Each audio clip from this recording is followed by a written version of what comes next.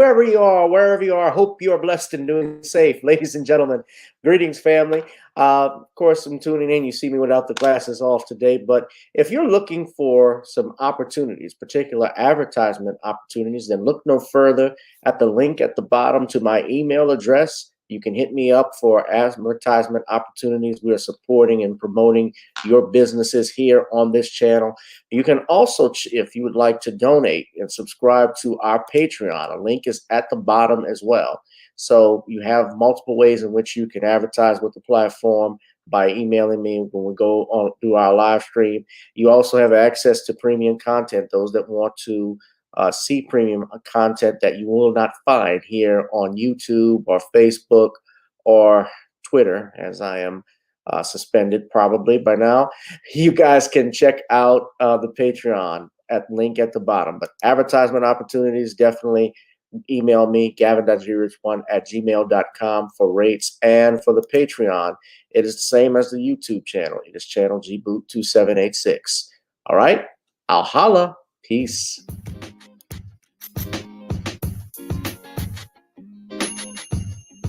Hi, I'm attorney Gavin M. Richard. Check out my latest book, The Commonwealth of Pennsylvania versus William H. Cosby Jr., The Destruction of Due Process in America. For approximately 2 years now, I have gone on a painstaking quest to investigate the rise and fall of an American icon, Bill Cosby. In the mid-1980s, there was not a star that was higher than Cosby. Advertisements with Coca-Cola, Jello, Kodak, along with the #1 television show for 5 straight years in a row. On Thursday nights, it was must-see TV on NBC. Cosby resurrected the genre of the traditional family sitcom that was once thought dead by television critics. He did this as a Black American with an all-Black cast and showed mainstream network executives in white America that it was possible to be successful without showing the worst in people. He also demonstrated the power that television had, as it can make younger people dream to be the best that they can be. However, like many celebrity stars, unfortunately, they all come crashing down, sometimes by their own fault, others not so much. In this book, I attempted to highlight certain things. We go in depth into both of his trials in 2017 and 2018, respectively. What if I told you that these criminal trials were politically motivated by an overzealous district attorney? Will you also be shocked to learn the attacks on Mr. Cosby did not start in 2014, but also in the 90s, not long after his attempted quest to purchase a major network? From where did all of these allegations of sexual misconduct come from? Were the accusers telling the truth?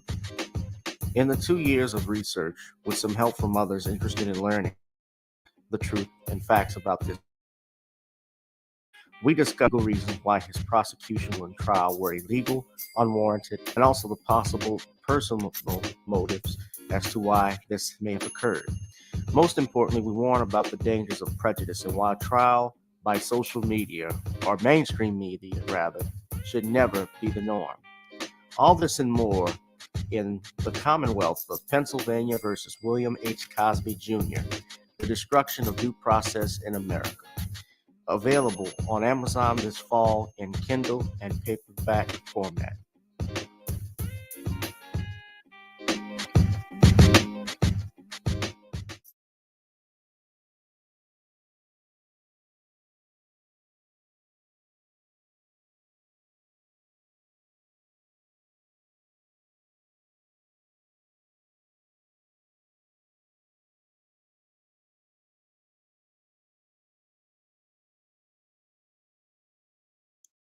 That is the Facebook page for the Commonwealth of Pennsylvania versus William H. Cosby Jr., The Destruction of Due Process in America, in the United States, available on Amazon and Kindle very soon, ladies and gentlemen.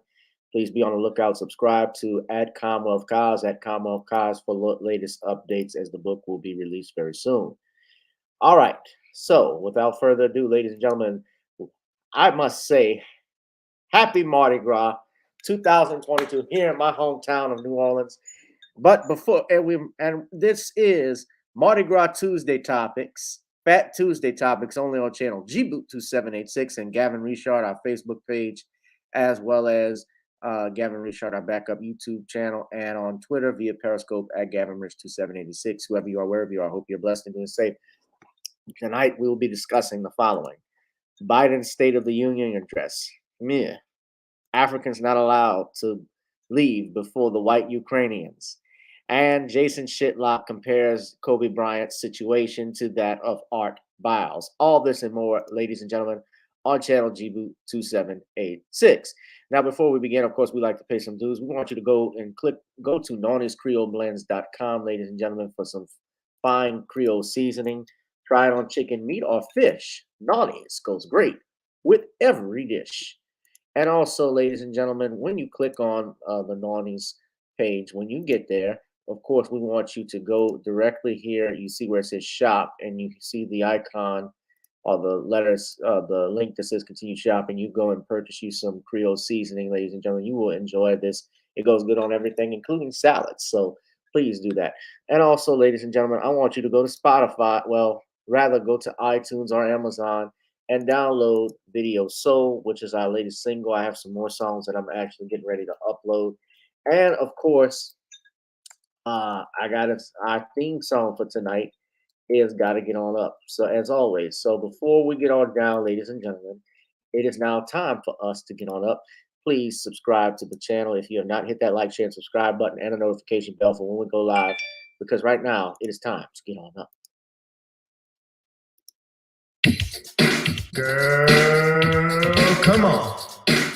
Gotta dance to the beat, because on the dance floor is where we're living. Show me what you got.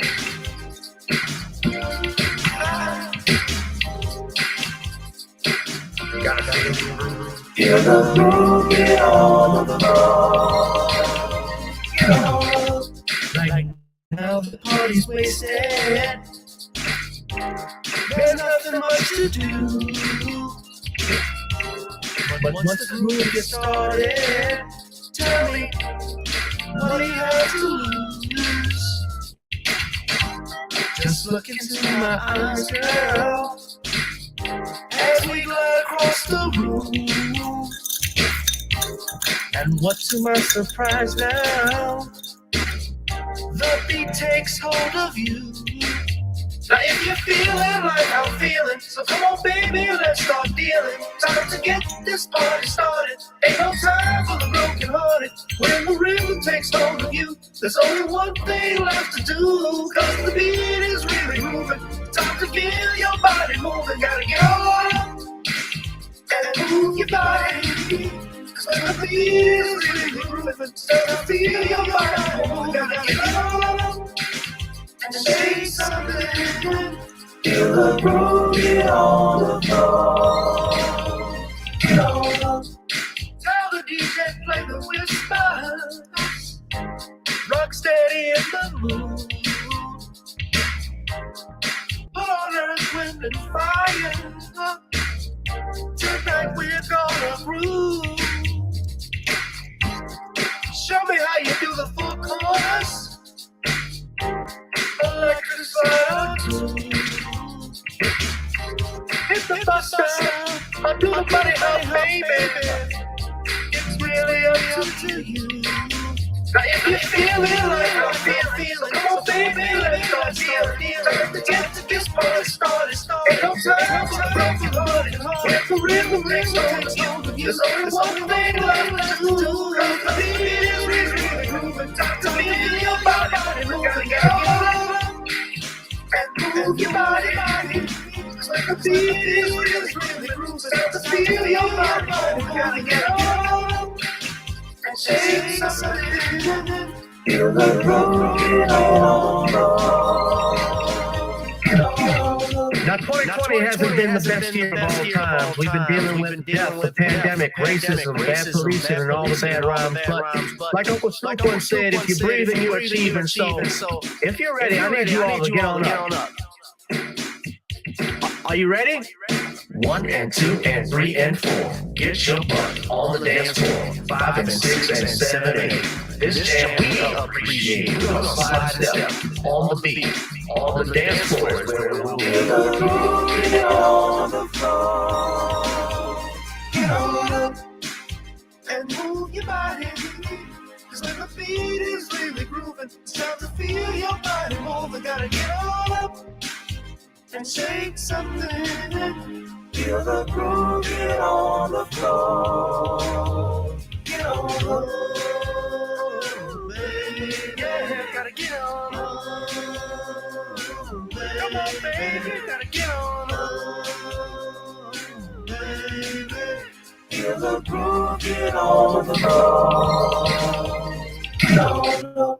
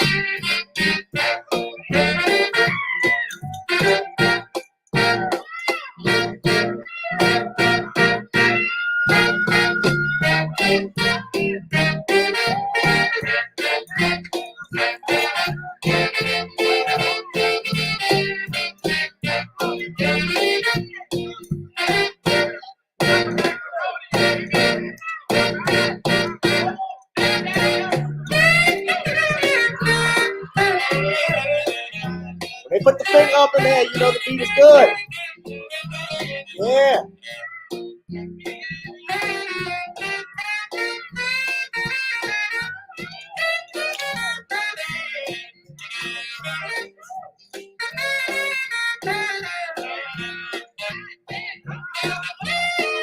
I'm gonna get a bunch of copyright strikes tonight. Come on, Outcast Fat Tuesday.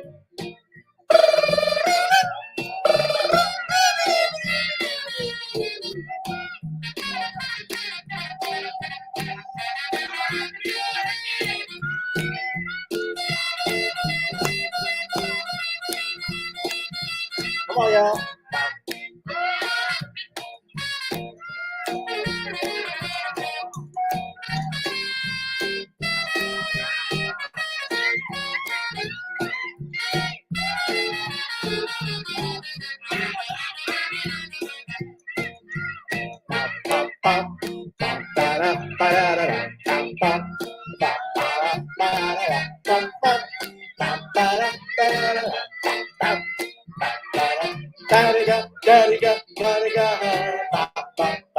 It's Mardi Gras, Mardi Gras, Mardi Gras, yeah. I'm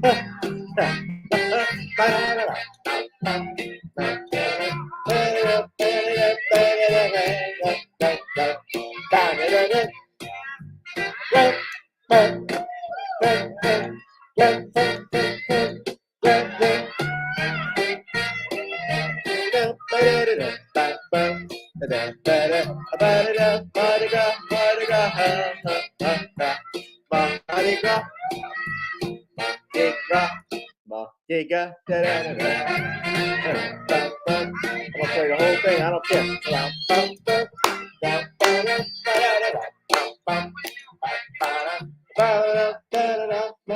Hold on, we gotta play something else. Hold on.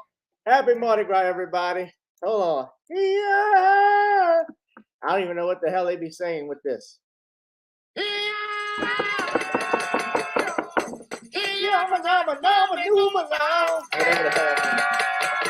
up town rules and chocolate juice.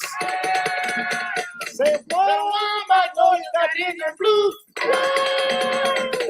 That's Bourbon Street. You're hot all day.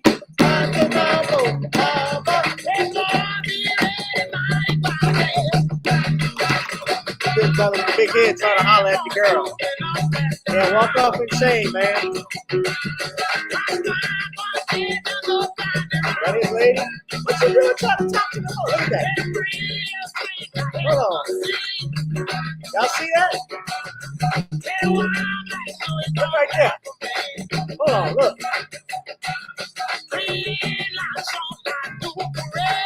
Sorry with his lady.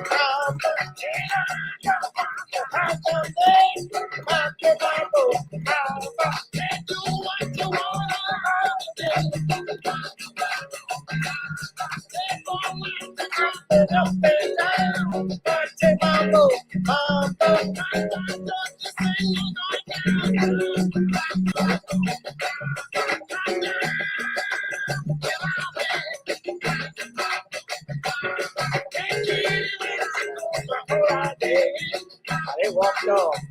Y'all saw him go?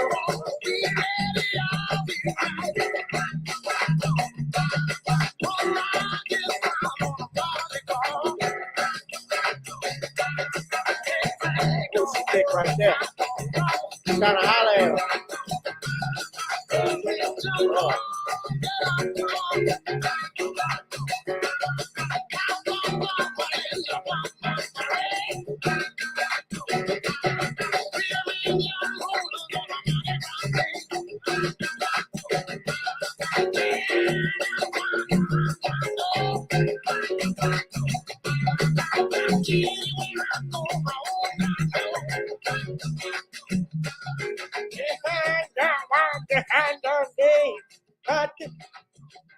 I don't need you talking to me.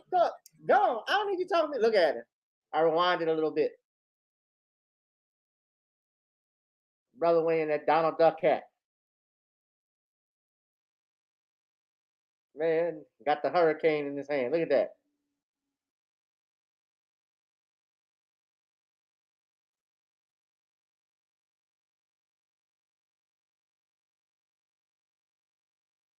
Now, I've walked through the French Quarter many times. Oh, thank you, man. This Amaretta. Ooh, okay. Okay, hold on a second. My Mardi Gras wasn't complete, guys, but now it is. Look what I got. Hold on.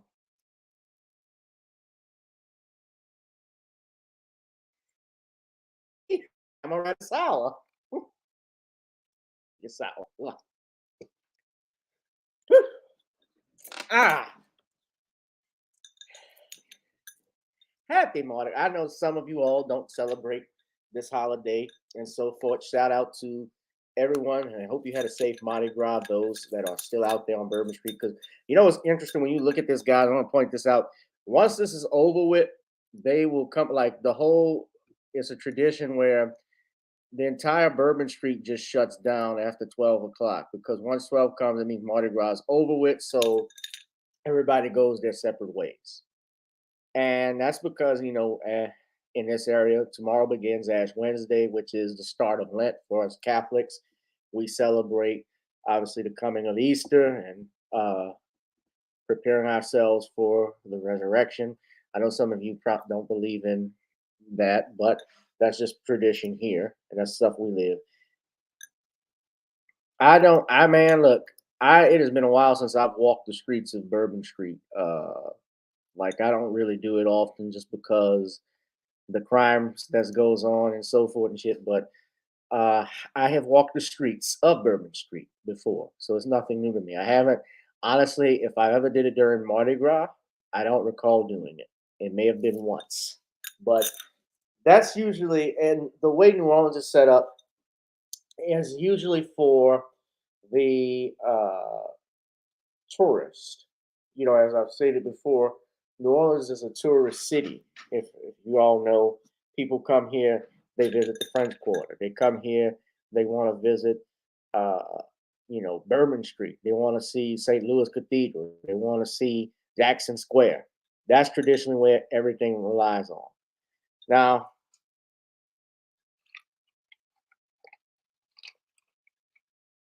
like I am.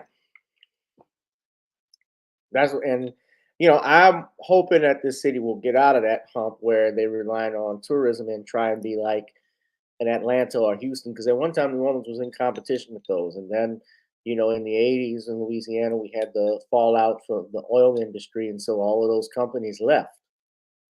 And so New Orleans has relied totally on its uh, tourist, its tourist ability, its ability to attract tourism as its primary source of income, and that is a big no-no.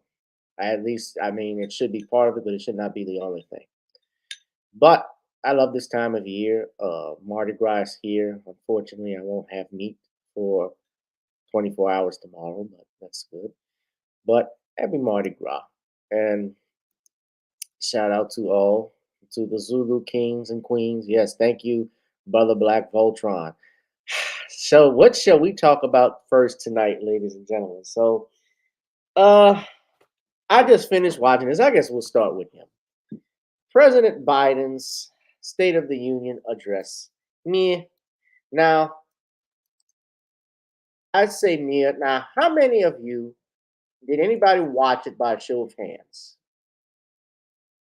Now, I was wondering if Biden would talk about his crack pipes, that bags that I saw, but he, of course, said some interesting comments.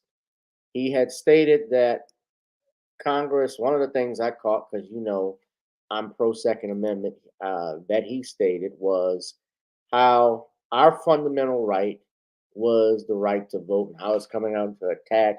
But he also said before that how Congress should pass some legislation laws to ban high capacity rifles and magazines. You shouldn't have a gun that shoots 100 rounds. What you think a deer is going to wear Kevlar?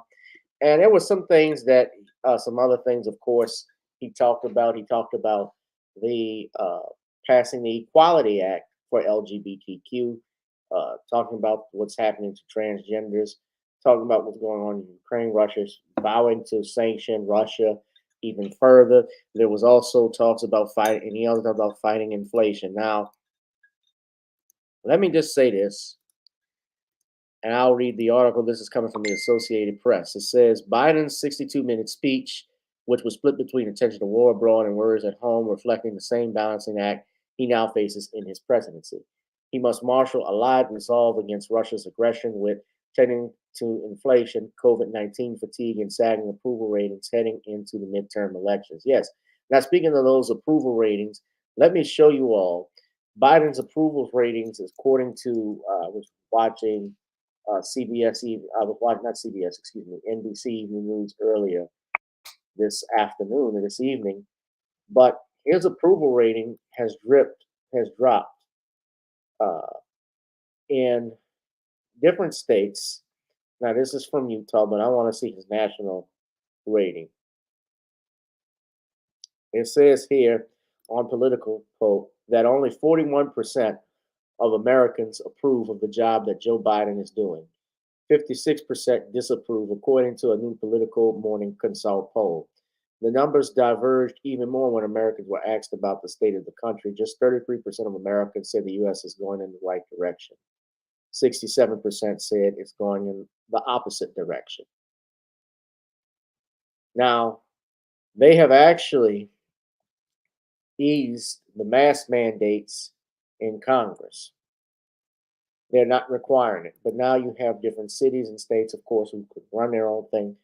They do require it. Now, this is part of the speech where he condemned Putin very much in his state address to Congress.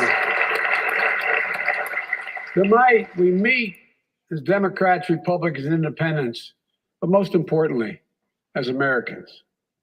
with the duty to one another, to America, to the American people, to the Constitution, and an unwavering resolve that freedom will always triumph over tyranny.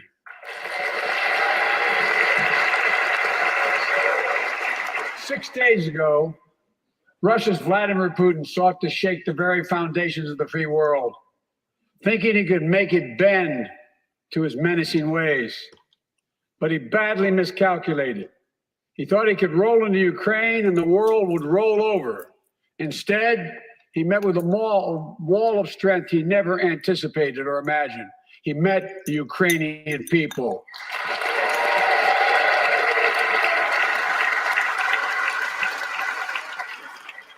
President All Zelensky, Ukraine. I think that's the Ukrainian ambassador.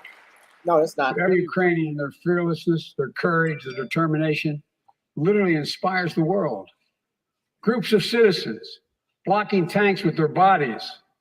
Everyone from students to retirees to teachers turned soldiers defending their homeland. And in this struggle, President Zelensky said in his speech to the European Parliament, "Light will win over darkness." The Ukrainian ambassador to the United States is here tonight, sitting with the First Lady. Let each of us, if That's you're the able to ambassador. stand and send an unmistakable signal to the world of Ukraine. Thank you.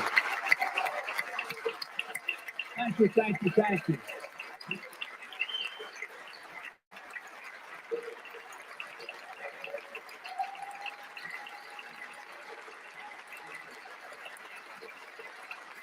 She's bright, she's strong, and she's resolved.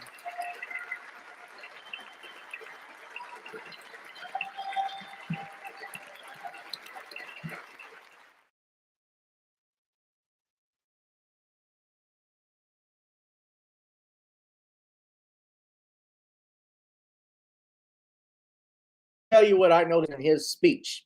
He also talked, and that is correct. This is before. This was his. These are his numbers, Kamel, coming into this State of the Union address. 67% do not support this president.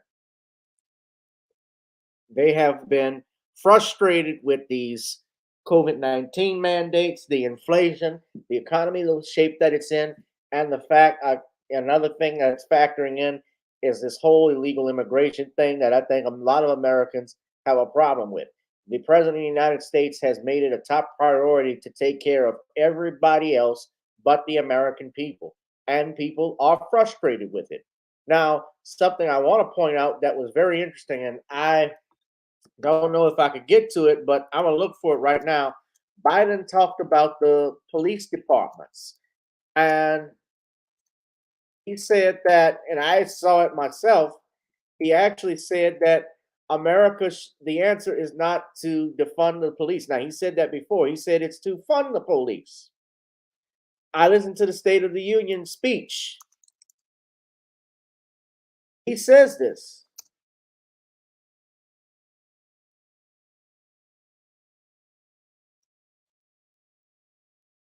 He said he calls to fund the police.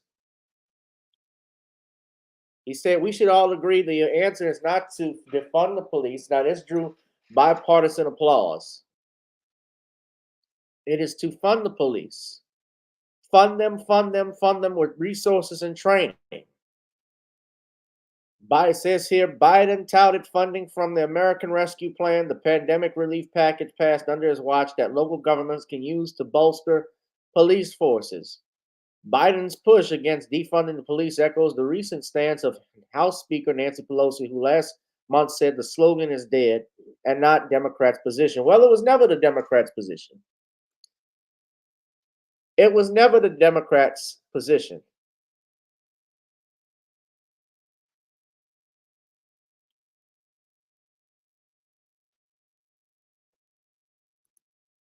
Their position from the beginning, they have never believed in defunding the police. Now, let me tell you how I feel about it. We do need, and we have to be logic about it, police officers are necessary in our society. If someone robbed your house, if someone did something to your sister or brother, of course, you would want that person to be punished deep down and pay for it, no matter what they look like, if they look like you or not. However, we are telling Americans, and this is where the hypocrisy I have with the administration. You're telling American citizens that they should not be able to own AR-15s and high-powered rifles and magazines that guns that shoot 100 rounds, but yet you have police officers, police departments with tanks, with sonic wave equipment and weapons, tear gas. Why would they need that? Why can't they look like Barney Fife if you want everybody to be like Barney Fife? Realistically, they're not going to have that. Nancy Pelosi, she's as useless as the pecker on a pope. I'm sorry, no disrespect to the Holy Father, but she's useless. She's useless. Maxine Waters is useless. I saw Clyburn there. He's sitting there clapping. He's just as useless.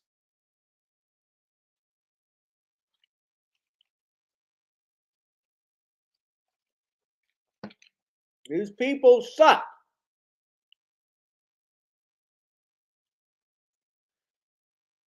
If Biden wins the next election, I honestly, I will say it here. They pulled the finesse, like Tariq said. If he finds a way to win, if the Democrats find a win, the House and Senate, keep the House and keep the Senate, I believe a finesse. There's got to be a finesse. Tariq even said he believed there was a finesse the first time. They were taking your channels off if you spouse that. But at this rate, when you look at the way the approval rating is going, even people I know who voted for Biden have Biden's remorse. They have remorse for this. I had a brother who I was talking to on the phone about a week ago. He said, man, them motherfuckers useless. Even Kamala Harris, he couldn't stand, but he doesn't say nothing because, she's an AKA. His wife's an AKA, so they argue all the time. They want to stay. She wants to support her sister and so forth. But I mean, it's about results at the end of the day. I could be a nice guy. I could do. I've been a lawyer for 8 years. I was a nice guy. Yeah, you can be nice all you want, but if I don't deliver for my clients, then I will get no business. Word of mouth is actually the best form of advertisement. If you don't have that, you don't have a company to run.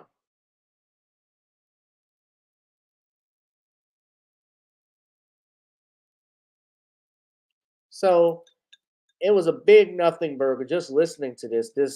And then he talked about what's interesting. He talked about transgender rights and saying how he wants the Equality Act on his desk so he could sign that bill that they have been touting for several years. Has always failed because the Senate has not ratified it. I likely will not ratify it, and I don't think it will pass even before the elections. The primary elections are actually taking place right now in different states. I believe in Texas. My boy was telling me, who lives out in Dallas, was telling me that they have elections going on right now for the primaries right now. So I don't see that happening anytime soon. And most Americans, let's be real, when they hear things like Equality Act, when they use words, Equality Act, the Safety Act, those are all appealing terms. When you title something like that, no one is going to think twice as to challenge what equality is, because most Americans believe in equality, I believe, deep down. But they do not read these bills, as even their congressmen don't even read these bills. They're congresspersons, and they contain things that will affect them that they're unaware about, that they're ignorant of. That happened in 1913. How the Federal Reserve came into being was the fact that the that on the Christmas break on Jekyll Island, they agreed on the Christmas break. They brought this legislation to create a Federal Reserve Bank. before Congress. And because Congress did not want to be stuck over the Christmas holidays, whether they should argue as to the passage of this bill or not, they quickly just descended and passed it through, not knowing the ramifications and what would happen 100 years later as we sit today. So it's important that you read these bills because even in that Equality Act, they had a lot of things in there that I'm sure some of you would not like if you read it. Now, I've gone over it on the show before. I talked with Brother Judge Joe Brown. They tried to use it as a lynchings bill, anti-lynchings bill, but it wasn't. It was, they tried to pass the Emmett Till lynching bill that had some of that in there. Uh, you know, as Tariq Nasheed has stated and others, if you're doing something for foundational Black Americans, it has to be for foundational Black Americans only. Just like you're giving reparations to LGBTQ, you're giving reparations specifically to Japanese Americans who were in internment camps during World War II.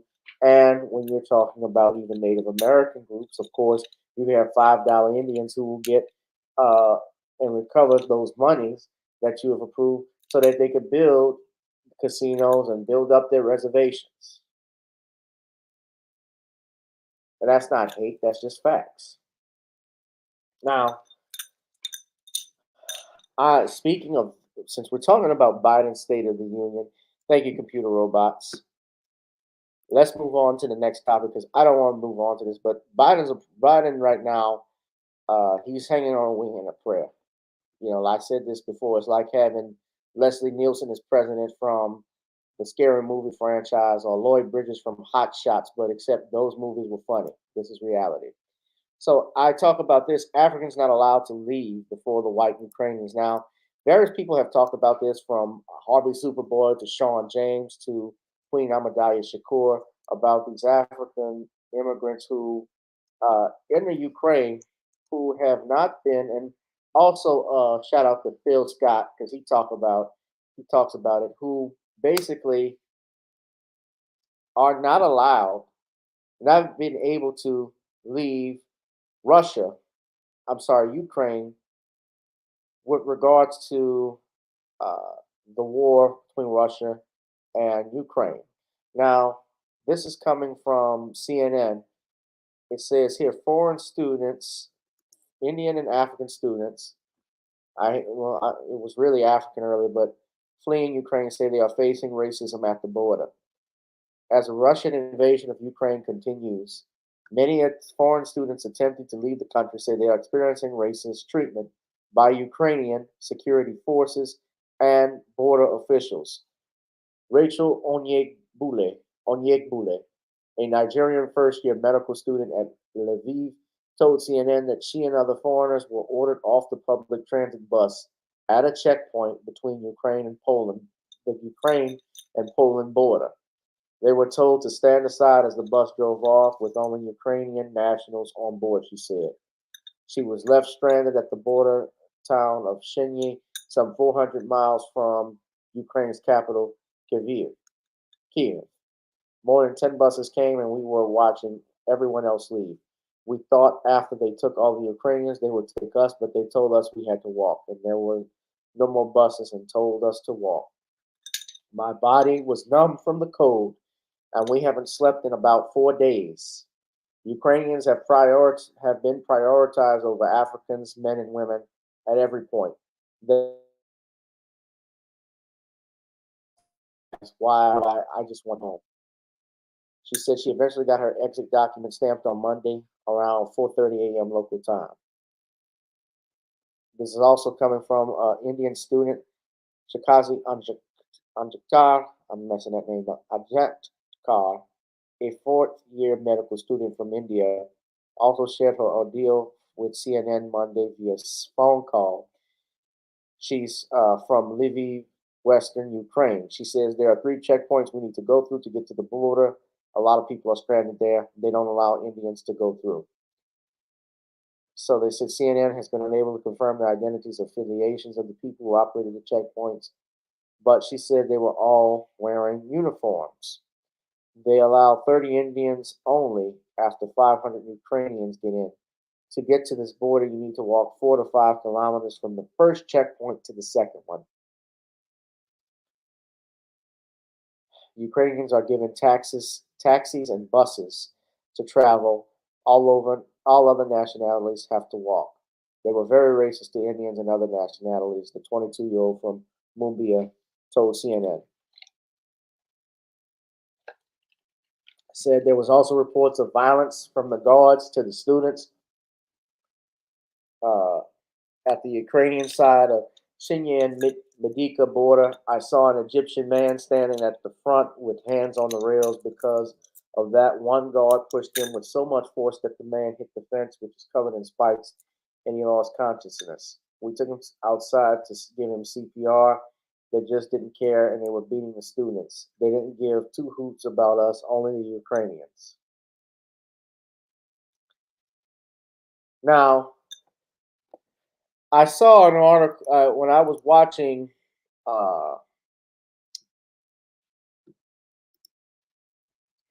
that's the article from CNN.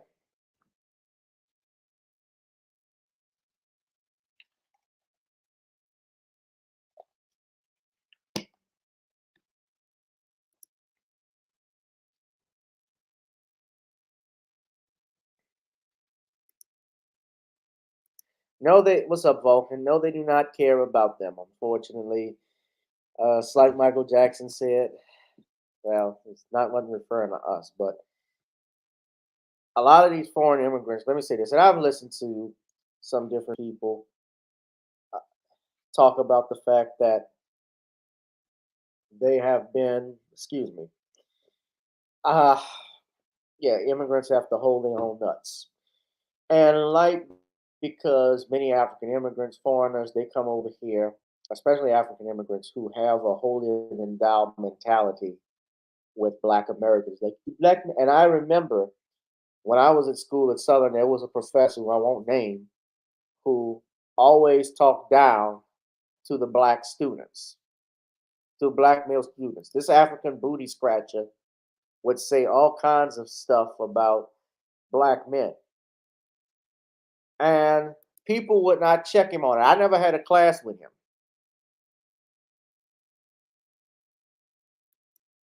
They didn't check the man on it.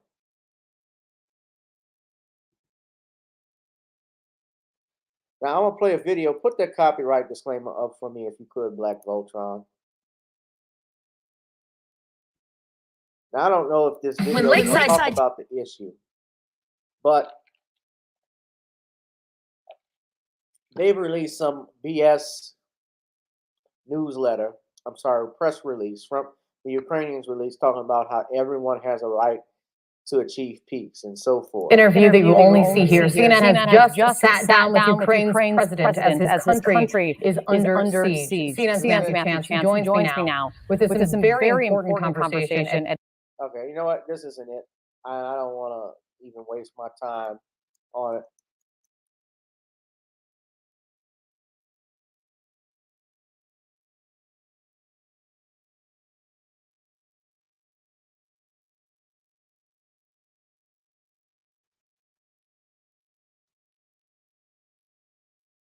And this is, of course, coming from different articles. This is Rolling Stone, racism at Ukrainian border, international, ugly, unprofessional. Now, all of these people in cars trying to get out to the border, and the Africans you see here are the ones walking.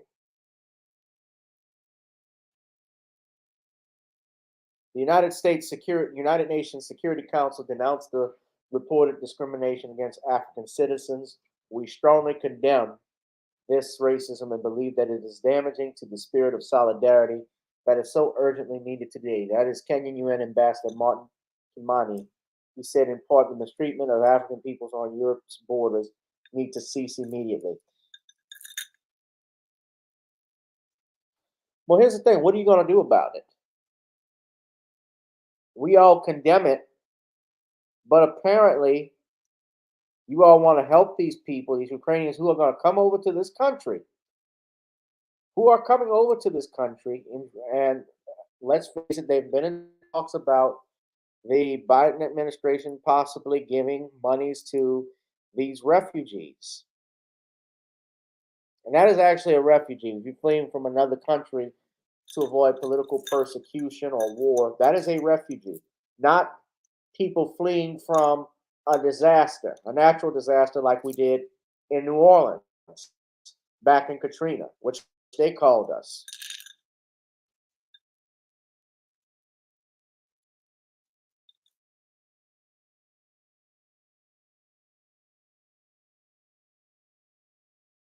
No one should be treated should be treated like this. We're sending uh, instructions that everyone is supposed to be treated fairly and impartial. Bullshit. The fact that you even got to do a statement and release to say that tell is already problematic. That's something you should do automatically. If you're about not having, not seeing color, not seeing race, you should help everybody. A missile doesn't have eyes on it. Anybody in the vicinity of that capital where the Russians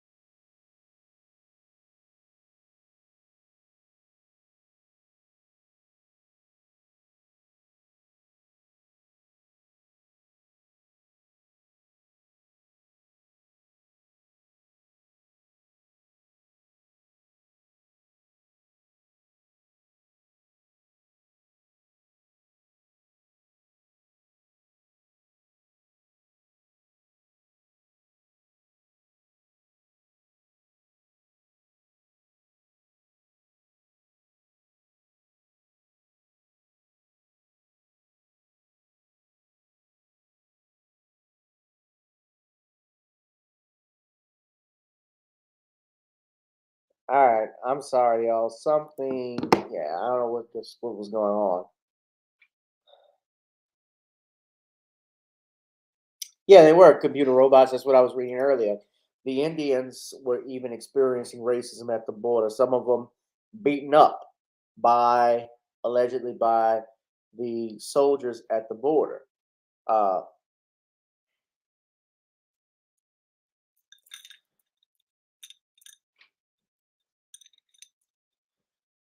well, they're gonna bring them over because you got a suspected white supremacist in the White House. His administration. Bear in mind, also, it's funny we're talking about the Indians. Remember, Kamala Harris, who is Indian American, part of which is why I believe she was president. Remember, vice selected as vice president.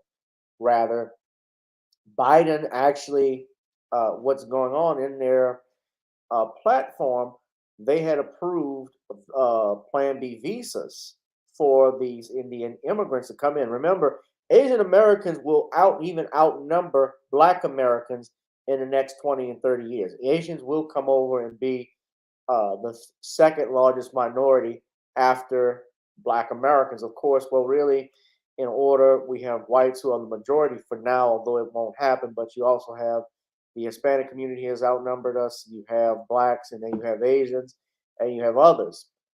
Uh, that number is going to change in the next 20, 30 years, in part because our population numbers have not increased. They have decreased as a group. We also have this influx of foreign immigrants who are coming into this country. They identify while as who will classify as Asian Americans, but they still identify with the dominant society. And that's part of the problem. Let me say this, I feel terrible whenever I see any person get killed. When I see war, it's a disaster. I don't support that at all. But listen, the United States, and Joe Biden is talking about issuing sanctions and so forth on Russia. The United States should stay out of it. My opinion. The United States is do better not getting involved in this shit. we don't have our economy already as bad as it is. If we go through a war, that's going to be more money is going to be spent to paying our soldiers, paying the contractors to go out there and also fix up our mess. It's just going to be a bunch of problems. If Putin has his missiles pointed at us, that's another thing. If he's attacking an ally, a known ally, that's another thing. I know they're talking about this stuff with NATO and so forth, which the United States supports. Remember, Trump was trying to even pull us out of that, I believe, at one point.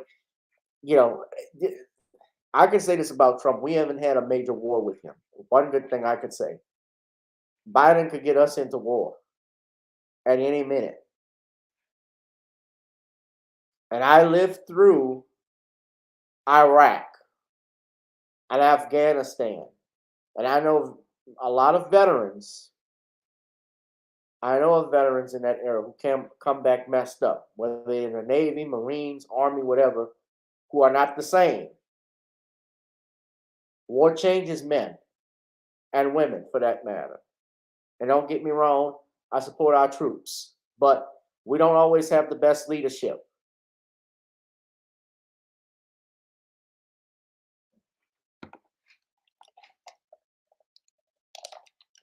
But this stuff that's happening at the border, this does not surprise me. Yet we're talking about pray for the Ukraine, helping Ukraine. Why? We don't even pray for each other. We don't even support each other. We don't love each other.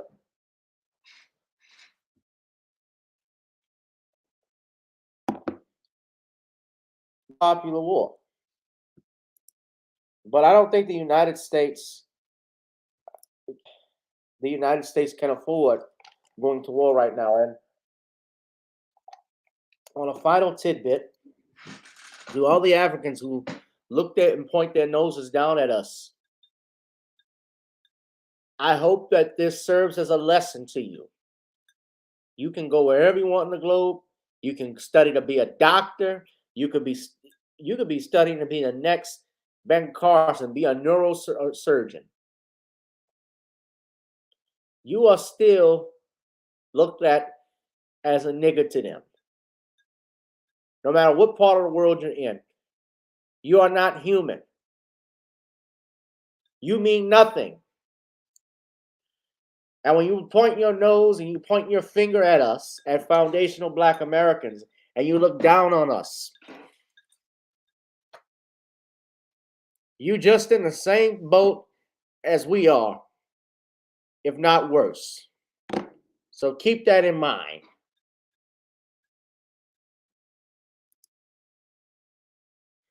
No, it's not. It's not, but watch we get involved in it. But hit that like, share, and subscribe button, ladies and gentlemen. Hit that notification bell. Yeah, and let me show y'all this, because I want to talk about, as I talked about Joe Biden, I should have played this earlier. This is going to lead into my next topic, but somebody put this up. I don't know who this person is, but I had to laugh my behind off when I saw this. Watch this. It's not clear what may have been taken, and no arrests have been made. A 71-year-old man is accused of inappropriately touching a 12-year-old girl at the Walmart in West Mifflin Sunday afternoon. According to court, it's not clear what may have been taken, and no arrests have been made. A 71-year-old man is accused of inappropriately touching a 12-year-old girl at the Walmart in West Mifflin Sunday afternoon. What the hell are they It's not clear thinking? what may have been taken, and no arrests have been made. A 71-year-old man is accused of inappropriately touching a 12-year-old Man. girl at the Walmart. That's not no accident. They're making that story, and they got President Biden's face on him. Man, they ought to be ashamed.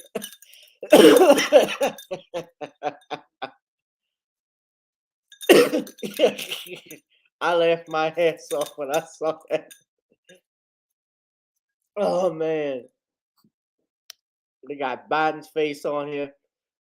But now, I guess I'm gonna talk about the next topic. That would have been a perfect way to end the series live stream if I had done this. But I meant to put this up earlier.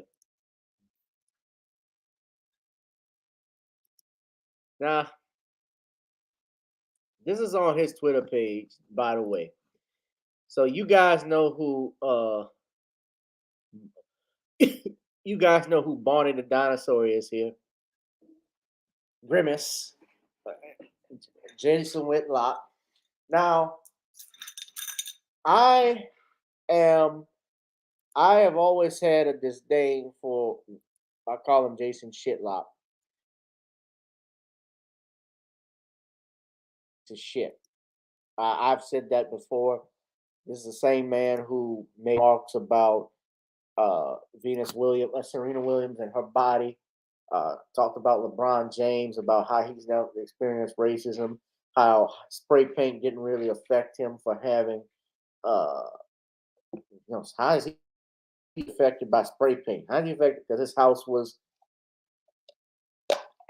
damaged by some burglars or rather some vandals who wrote the N-word on his property, on his home. Now, let me say this, believe it or not. There are some things I actually agree with that Jason Whitlock has said. Some stuff, and that's the key word. Because he talks about social media influencers and blue checks who don't do research and will say things about Jason Fatback. Well, it's like what Big Baller Brands, your boy LeVar Ball said. The only thing Whitlock can talk about to him about is snacks. Remember when he defended that white woman who was going at LeVar Ball and he attacked Charlemagne the God and Charlemagne fired back at him? As well as, I'm not a fan of Charlemagne the God, but even Corey Holcomb got in on it. Corey Holcomb was a fool. Corey Holcomb said he doesn't like anybody that can walk up a flight of stairs. So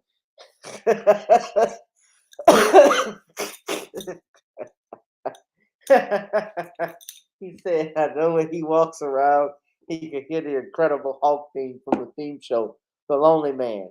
The Lonely Man. He rips his pants and he finds new ones at his hometown now, which won't be long.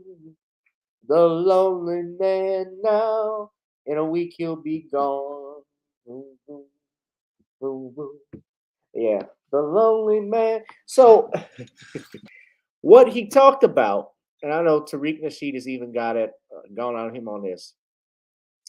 Let me share with you all. First off, he talked about the Art Biles situation. So if you don't know what's going on right now, at Grambling State University, which is a historically black college university. Of course, they're our rival, Southern's biggest rival with the Bayou Classic. New coach Hugh Jackson had hired Art Biles to be the offensive coordinator for Grambling. Hugh Jackson wanted to give him a job. And many people did not like the fact that Art Biles was selected to be the next offensive coordinator of Grambling. It was, the alumni called it out. And of course, the biggest alumnus from Grambling, alumni there, is none other than Doug Williams. Now, Doug Williams was the first black quarterback to win a Super Bowl 22 to be exact, for the Washington Redskins under head coach Joe Gibbs. And he called it, he said he would not support Grambling. He said, I'm done because of this hire. So what Art Biles did was, if you don't know, Art Biles was the former head coach of Baylor. And Baylor was a top school. I remember Robert Griffin III going there.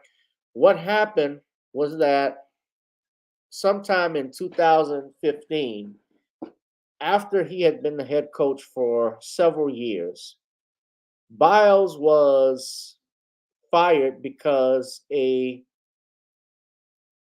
investigation was done where essentially there were all of these complaints of sexual assault that took place on Baylor's campus. And supposedly 5 of the allegations involved Baylor football players.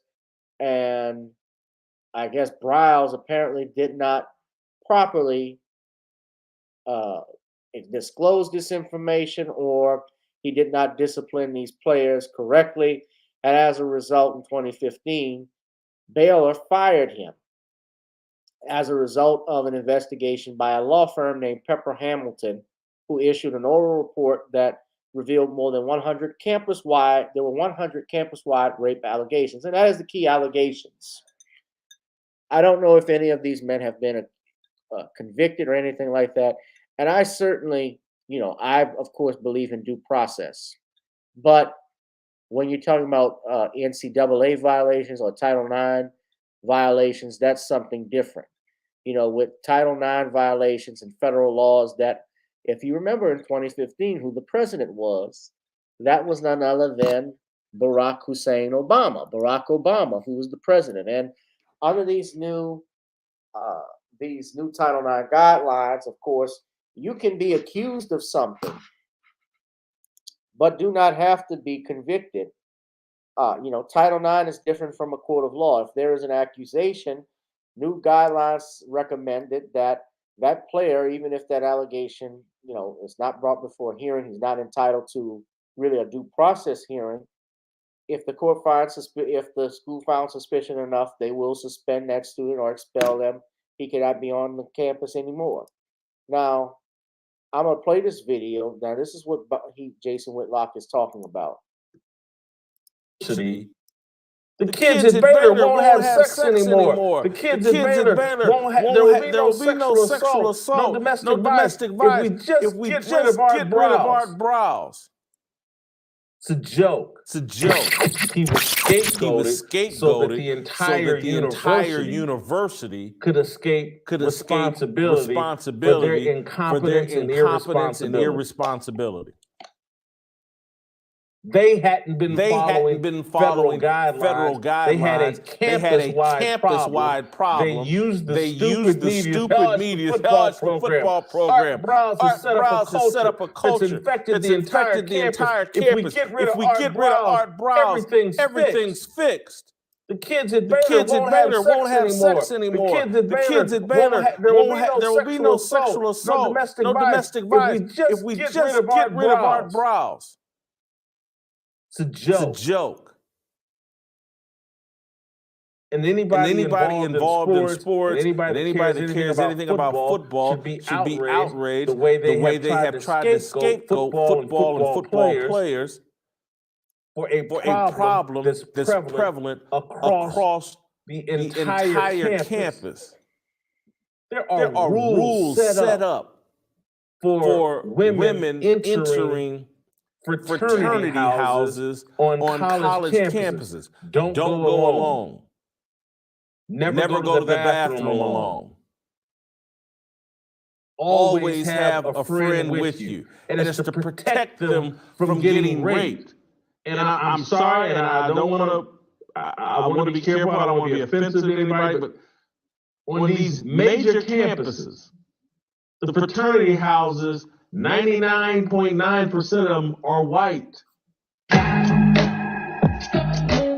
Why would you be offended? Why you don't want to offend anybody? That's true.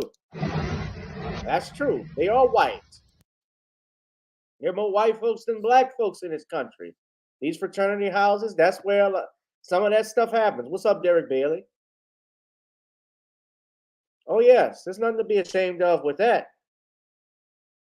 But here's where the rubber meets the road, and me and Mr. Whitlock actually split on this. Now, he is correct. I believe in second chances. I believe that when someone makes a mistake, if they're truly sorry for it, or if they want to make amends for what they did, they should be allowed to.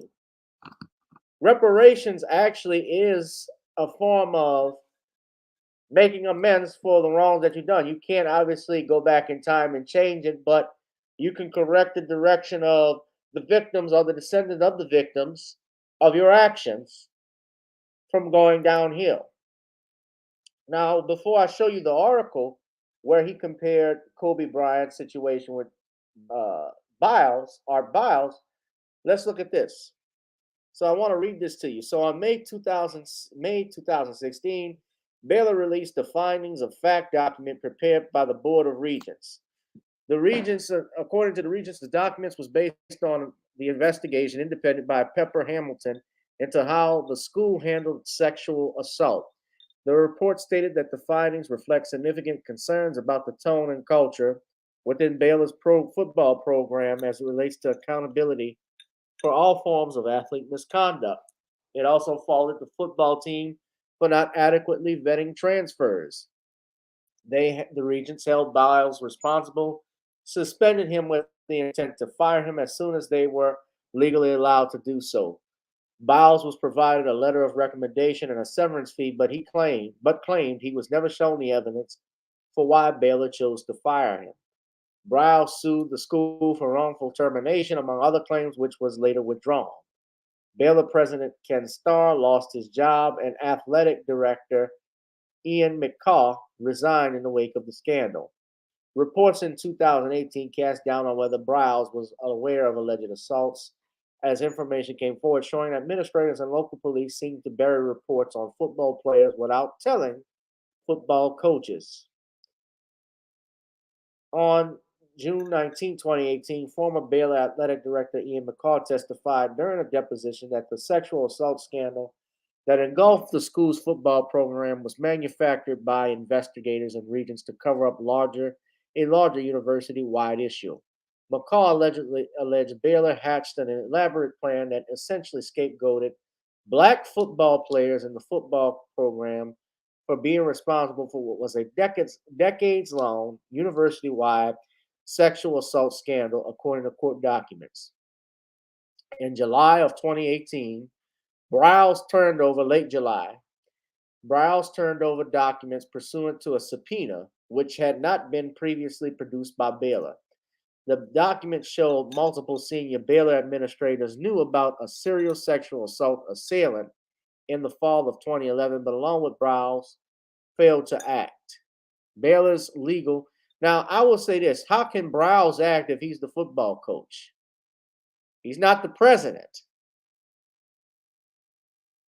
Did he know who the assailant was?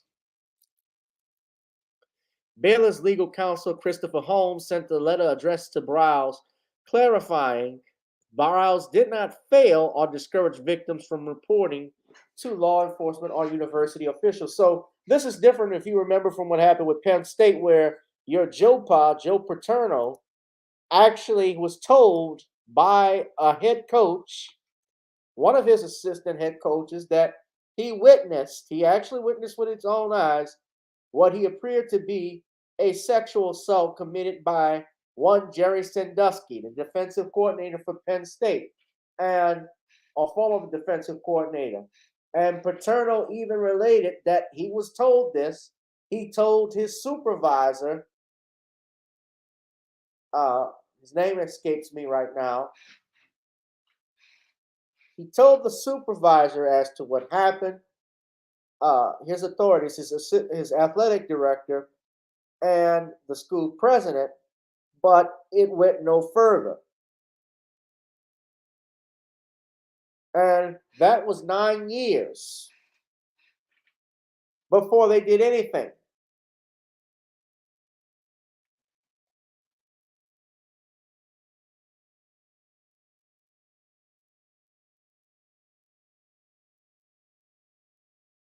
And now you have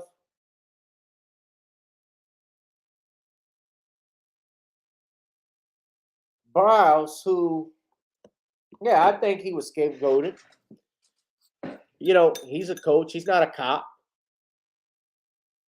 And I certainly think, yes, he should be given a new job if he wants to come back. And apparently Hugh Jackson wanted to do that, but Grambling, the alumni, didn't want that, obviously, that problem, that attention on them. And so Biles resigns and says, I don't want the head coaching job. And you have your Jason Shitlock who wants to defend him. Now, this is the problem that I had with Jason. And let me just show you. Now, he writes this article. Let's get to it. and it's entitled "Why Doug Williams and the Social Media Mob Should Think of Kobe Bryant When Assessing Art Browse." Now he goes on talking about Browse is worthy of redemption, the redemption that the sports world offered Kobe Bryant. But he goes on to say how he wouldn't get a job as an offensive guru, being that he's an offensive guru.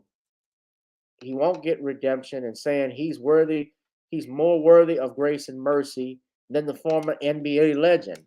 Talking about Kobe Bryant.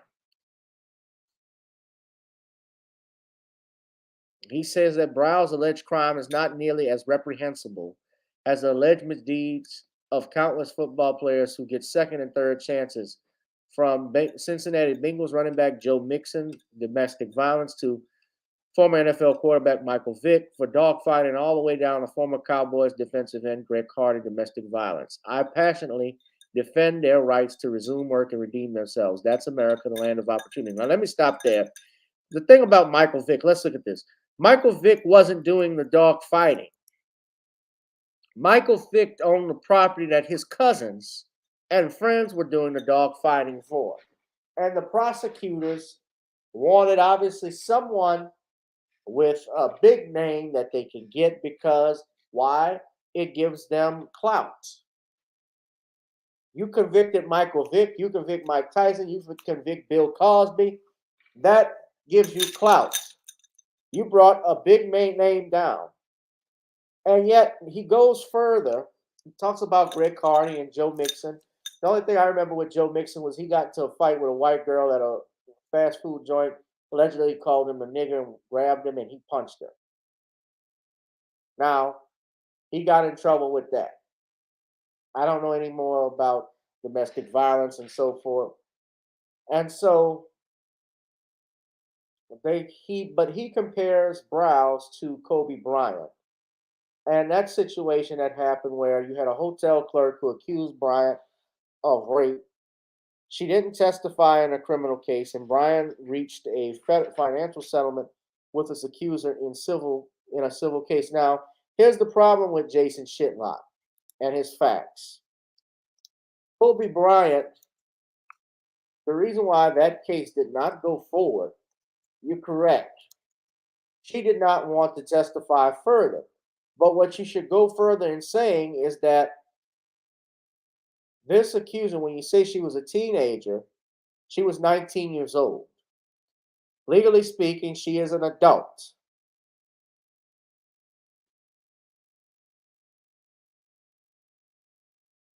She is an adult. When it went to criminal court, he was arrested. He issued an arrest warrant. Kobe turned himself in. He was released on $25,000 bond, and it became public 2 days after that. The district attorney's office of Eagle County filed a formal complaint against Bryant. And if convicted, Bryant faced probation to life in prison. After he was formally charged, Bryant held a news conference in which he adamantly denied having raped the woman. He admitted that he had an adulterous affair with her, but he maintained it was consensual.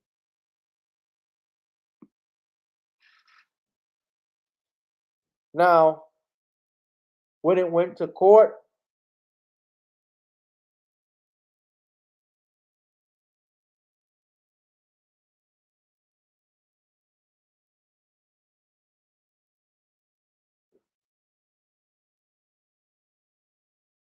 when they went to trial, this is what happened. So this is the criminal case. Let me share what they're saying. They're saying pre-trial hearings were conducted to consider motions about the admissibility of evidence. During those hearings, the prosecution accused Bryant's defense team of attacking his accuser's credibility. It was revealed that she wore underpants containing another man's semen and pubic hair to her rape exam the day after the alleged incident occurred. Detective Doug Winter said that the yellow underwear she wore to her rape exam contained sperm from another man along with Caucasian pubic hair.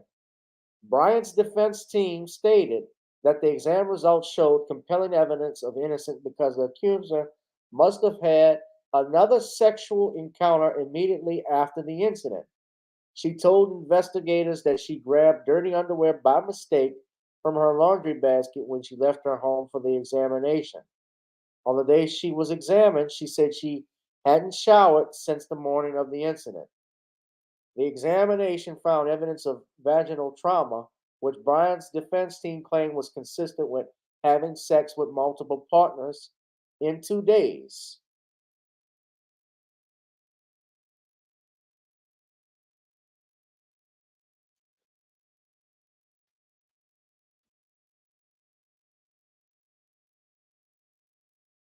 Now, listen to this.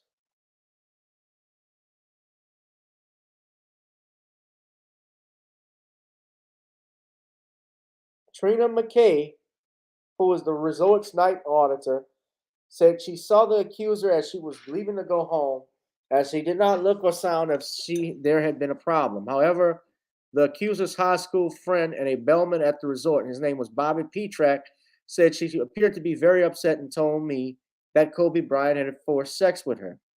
A few days before the trial was scheduled to begin, the accuser wrote a letter to state investigator Gary Sandberg clarifying some details of a first interview by Colorado police. She wrote, I told Detective Winters that on the morning while leaving, I had car troubles. That was not true. When I called in late to work that day, that was the reason I gave my boss for being late. In reality, I had simply overslept. I told Detective Winters that Mr. Bryant had stay in the room and wash my face. While I was held against my will in that room, I was not forced to wash my face. I did not wash my face. Instead, I stopped at the mirror by the elevator on that floor to clean my face up. I am extremely disappointed in myself and very sorry to anyone misled by the mix-up of information. I said what I said because I felt that Detective Winters did not believe what had happened to me. Bryant's defense lawyer, Pamela McKay, asserted that the accuser was taking an antipsychotic drug for the treatment of schizophrenia at the time of the incident. And Linda McKee, who lived with the accuser, said the woman tried to kill herself at school by overdosing on sleeping pills.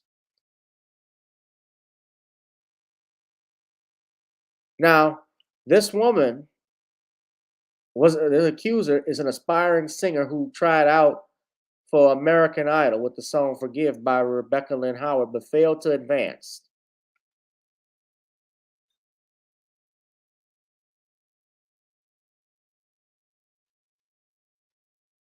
Now, I say all of this because the defense attorney, Judge Terry Ruckriegel, dismissed the charges against Kobe Bryant after the prosecutors spent more than $200,000 for the trial.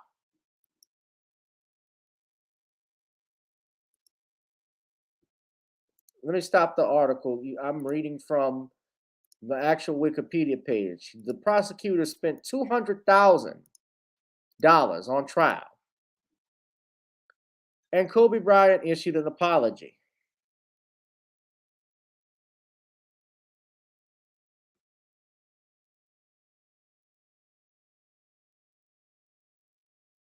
Now, they leave out some stuff because another man who said, when Kobe Bryant died, don't call him a rapist.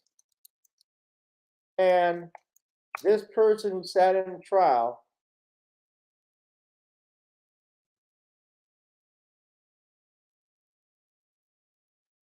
this is an article by the New York Post, in the New York Post by Andrea Pacer. She actually sat in the trial.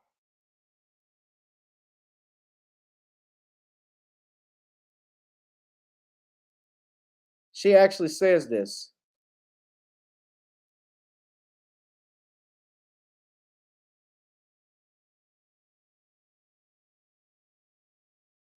I attended the 2003 preliminary hearing in Eagle, Colorado. A kind of mini trial to determine if there is to be a real one. I traveled to the altitude sickness-inducing town 6,000 feet above sea level, expecting to see Kobe Bryant presented as a spoiled testosterone case who didn't understand the meaning of no. What I found was quite different. It makes little sense to relitigate this ugly chapter, but circumstances are making this necessary. At the time she encountered Bryant in a hotel in which she worked on June 30th, 2003, she was 19. Bryant was 24 and the married father of an infant. Soon we learned more details about the pair's sexual liaison than we wanted to know. The defense brought up the fact that the accuser had told a friend excitedly before getting close to Bryant that she expected the celeb to put the moves on her. She secretly entered Bryant's hotel room through a back door so no one else could. Now, none of this precludes the possibility of sexual assault. However, among the intimate details to emerge in the preliminary hearing was this. Once the pair were having sex over the back of a chair, the victim felt pain and asked Bryant to stop. And you know what else, ladies and gentlemen? When she asked him to stop, guess what Kobe did? He stopped.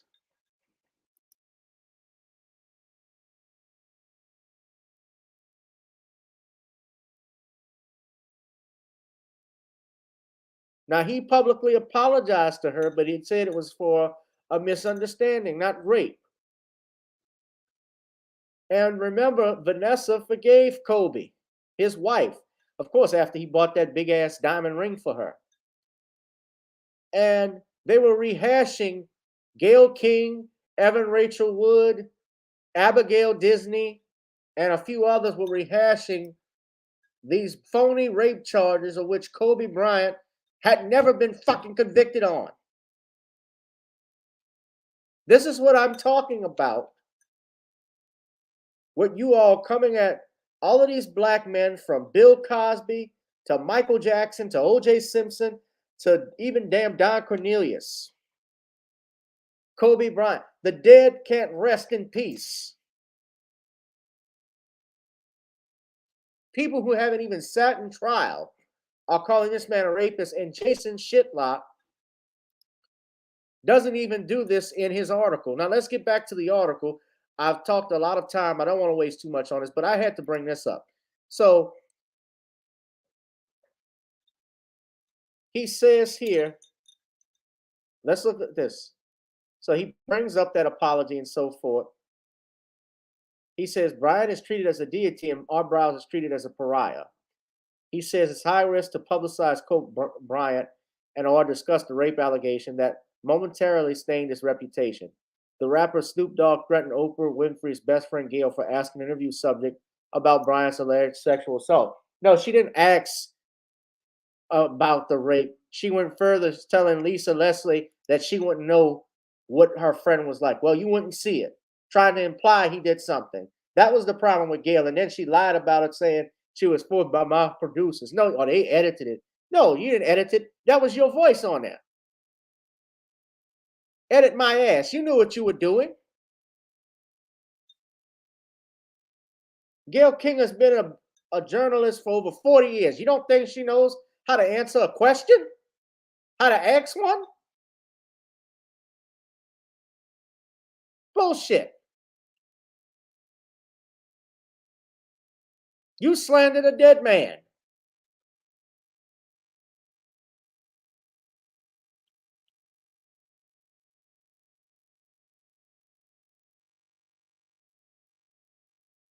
Now he goes in.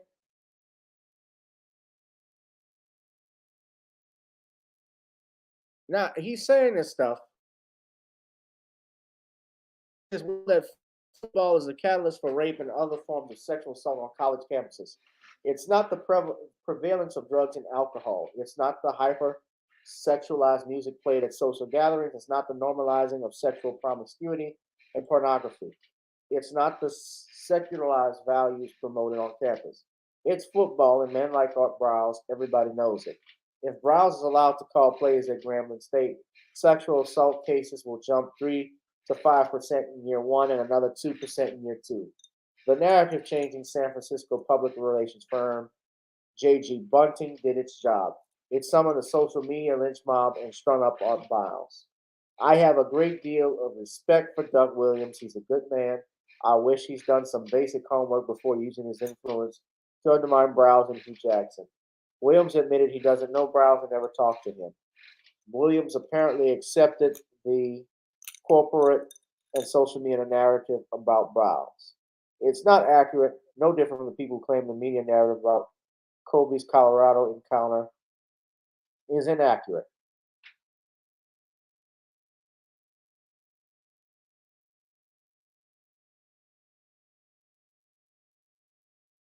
Now, he goes on to talk about Eric Bieniemy. I didn't know this part. Now, I'm just reading this like you, but he says everyone's favorite black NFL assistant coach has several female-related criminal allegations in his past. That has not stopped one member of the media from saying NFL owners are racist for failing to promote him to head coach. Doug Williams and everyone else should rethink their position on our Browse. At some point, the standard we apply to Browse will be applied to us. Now, I will say this. I think our Browse, should get another job. Yeah, that's not the point. When you bring up Eric Bieniemy and you say everyone's favorite black assistant head coach, the only thing Bieniemy, first off, he has had issues from these issues are from the 90s and 80s.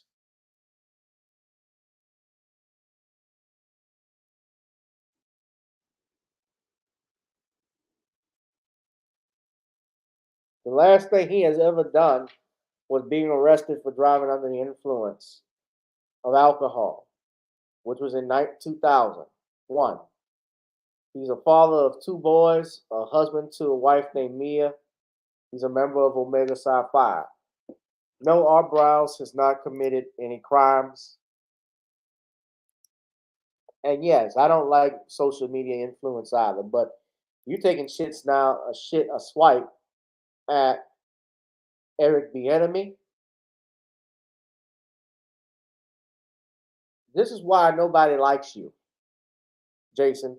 This is the reason why even Fox Sports didn't feel it necessary to pick up your contract because they couldn't deal with your bullshit. You weren't worth it. To bring up Kobe Bryant, who, for all intents and purposes, is innocent.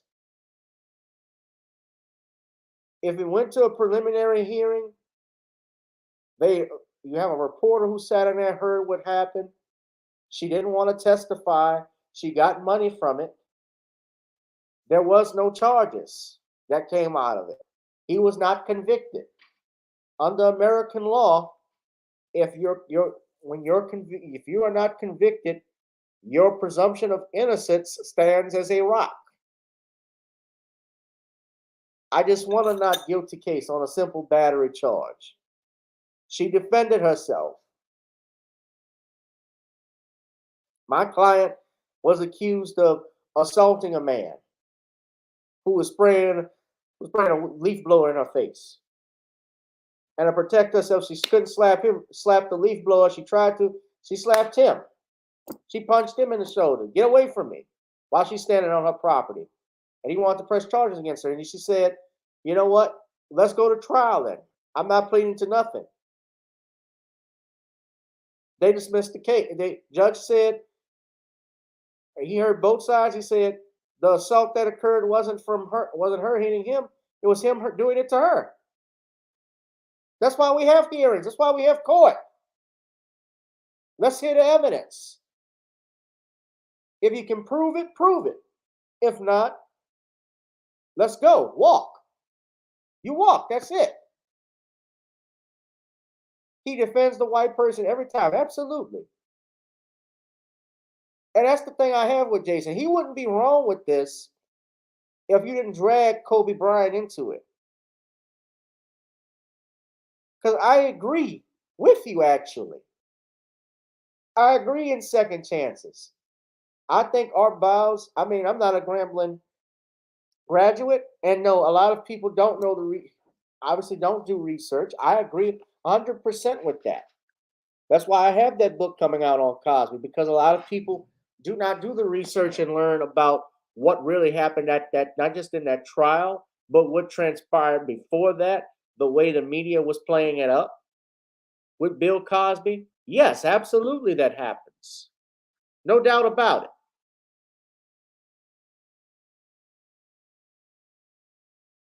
But why do you have to drag a dead man into it?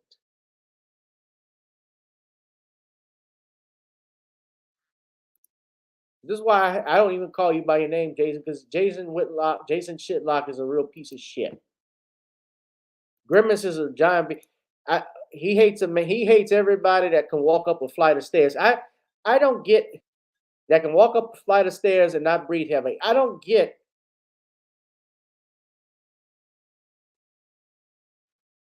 I honestly do not get the self-hatred that this man has.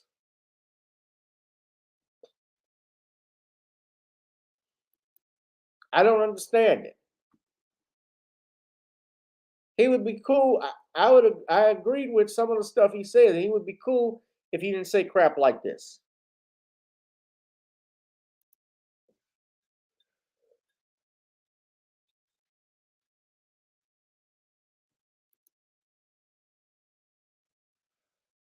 But y'all, I'm gonna get on out of here. I've talked enough about this, about Grimace. Y'all support me at the Cash App. This channel is not monetized, so any donations that you can give, I'd appreciate it. Shout out to Black Voltron, talking to Grumman. He's mad that woman wants to date him. Maybe Lizzo. Computer robots. Jason's gonna get his.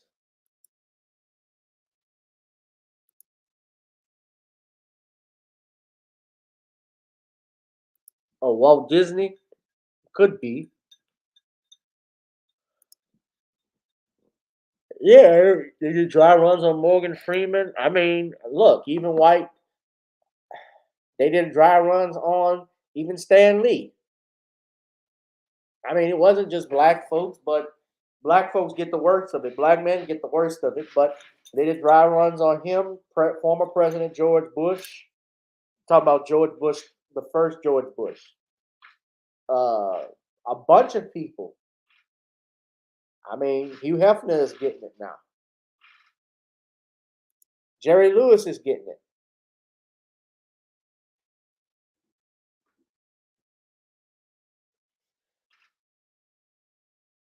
No, Lizzo didn't want. No, I know she wanted to. Lizzo want Chris Evans though. Let's be real. She wants a white man.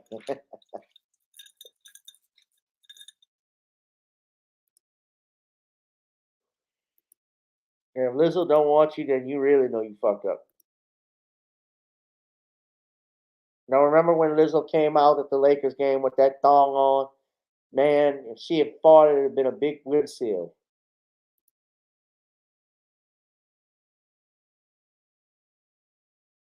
Ugh. Excelsior.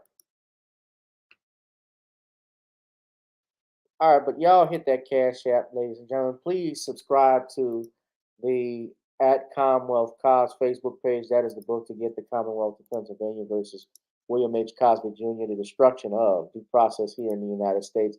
That book will be available soon, ladies and gentlemen, for pre-order.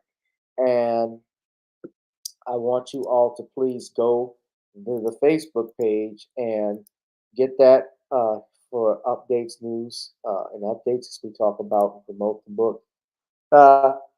One last thing, Carell wanted me to talk about this, and I forgot to, so I'll just mention it briefly.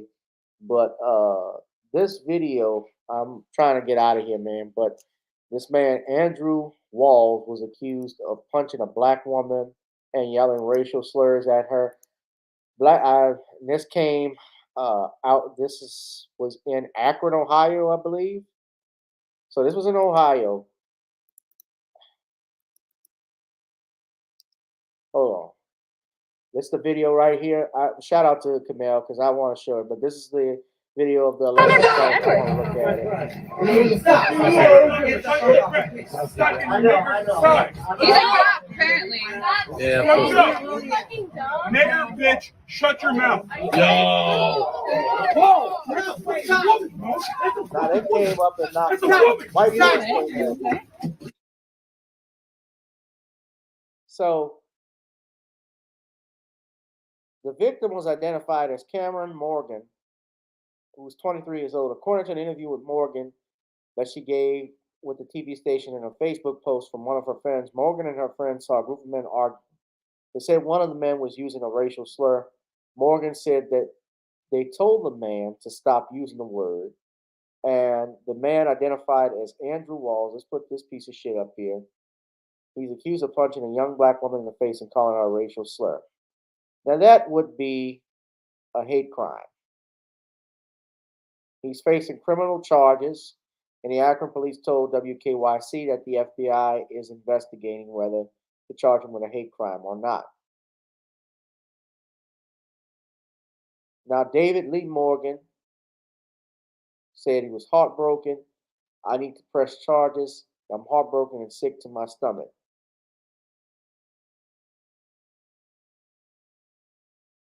They said by the time the police arrived on the scene, according to police captain Dave Laughlin, the fight was already over. He said Walls was one of the people still there. And he told officers he was the victim.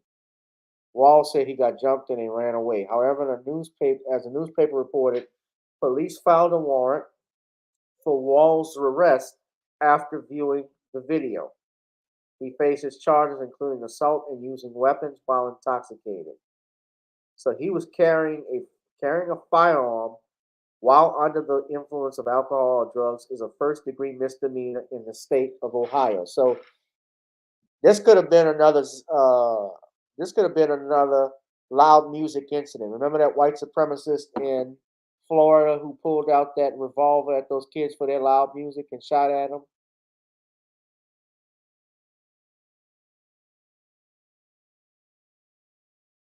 He needs to be charged with racial slur, with the hate crime.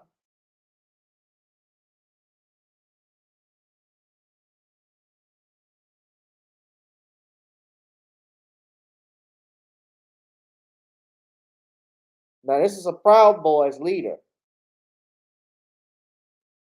The father, David Lee Morgan, never thought PB violence would hit home. He said, time for me to wake the hell up. Now, let's see if we can go to the actual video from the news story from WKYC here, as it's being reported. I think they have, okay. New tonight, violent video of what's being called a racially motivated attack in Akron. This video has been widely shared on social media, but we do want to warn you, it is disturbing.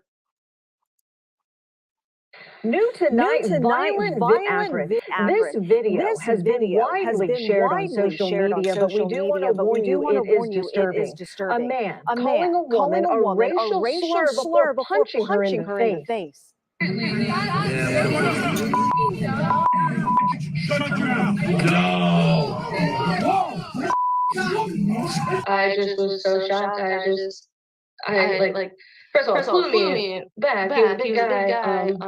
And I just put my hands up on my mouth, and I was lifting them like, whoa, there's blood, and I'm just like, 23-year-old Cameron Morgan went to the hospital with a busted lip and a concussion. She and her friends were out Saturday night in Highland Square when she came across a man who was calling people the N-word. She tells me that she tried to get him to stop, but then he sucker punched her. Tonight, she tells me that she appreciates the overwhelming support from people on social media, but what happened is what people of color experience every day. Think about how, this is how the world is, and there's people out there who are like that. And the best thing you can do is just be a good person, stay true to yourself, do what's right, you know what I'm saying? it's 2022 and people are still acting like that. It's crazy. 26-year-old Andrew Walls, according to police, is now charged with assault and weapons while intoxicated. Police are still investigating if there should be further charges like racial intimidation. There is now an active warrant for his arrest. Now, we spoke to the father of Walls tonight, who told us he could not comment. And in an unusual coincidence, the suspect's mom was Morgan's 10th grade math teacher, but Walls and Morgan did not know each other before the attack. Ooh. Like you, I just watched the president's address. I listened as the governor of our state. All right.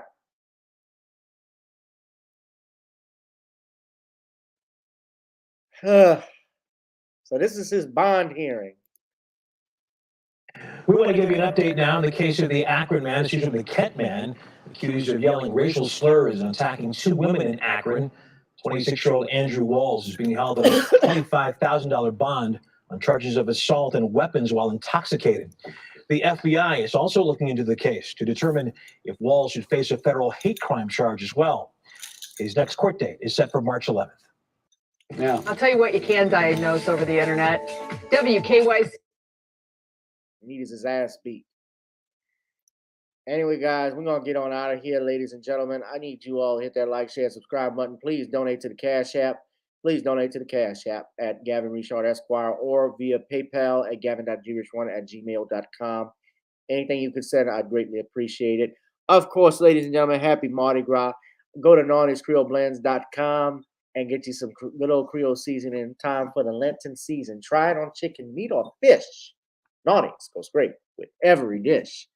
Go to Amazon and Apple and download Video Soul as our latest single. I have some more music I'm debuting because we have a podcast that's coming, ladies and gentlemen. I will play that for you later this week. That trailer will drop. And, of course, got to get on up now. I normally would end this live stream with got to get on up, which is what we always do. But being that it is Carnival, and we got like about 49 minutes left until Mardi Gras is over. I did not get to go to Zulu. You know, I've written in Zulu before as associate. You know, I did tribal chief, and I know all the guys were having fun out there, but I have just been so busy in the last couple of months and trying to save up my money. I wasn't going to ride in it for that reason, and just the crowds and stuff with COVID, I was unsure about it, but I'll probably go back out. But yeah, Zulu, we always got something going on. It's fun to ride and see people out there throwing stuff at them, the people cheering. There's nothing like that. So the day is Fat Tuesday. And normally I would end the show just like this, guys, but because it is Fat Tuesday, I think I need to end it in another way with another song, although I will likely get this copyright strike, but I don't care. So let's just go ahead and do it, ladies and gentlemen, shall we? Good night. I love you all. I will see you Thursday with one and only Sean James. Let's get on out of here.